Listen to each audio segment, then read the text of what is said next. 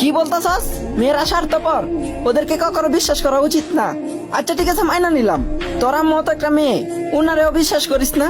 তোর বোনও তো একটা মেয়ে, ওরেও বিশ্বাস করিস না। আর তুমি কি বলতে চাও যে শুধু মেয়েরাই ধোঁকা দেয়?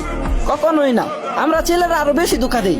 একটা মেয়ের সবচেয়ে দামি সম্পদ হইলো তার ইজ্জত। একটা মেয়ে ভালোবাসার মানুষটাকে বিশ্বাস করানোর জন্য যে তারে কতটা ভালোবাসে, এই জন্যই তো শরীর দেখায়, তাই না? আর ওই জিনিসগুলারে আমরা রেকর্ড কইরা তারপরে আবার ওই মানুষটারে ব্ল্যাকমেল করি। একটা মেয়ে যখন তোমার সাথে কথা বলতে চায় না, তখন তুমি তার মাগি বলো। আর যদি ওই জিনিসটাই তোমার বোন করে, তাহলে তুমি বলো হ্যাঁ আমার বোন অনেক ভালো, কারণ সে ভালো একটা ফ্যামিলির। আর যে কিনা অন্য বাড়ির মেয়ে, সে কি ভালো না নাকি? আচ্ছা মাইনা নিলাম যে কোনো মেয়ে একটা ছেলের সাথে কথা বলতে রাজি হয়ে গেছে, কিন্তু তারপরে যদি ছেলেটা ওই মেয়েটার পছন্দ করে, মেয়েটা যদি ওই ছেলেটার পছন্দ না করে, তাহলে তার কি খারাপ বলতে হইব?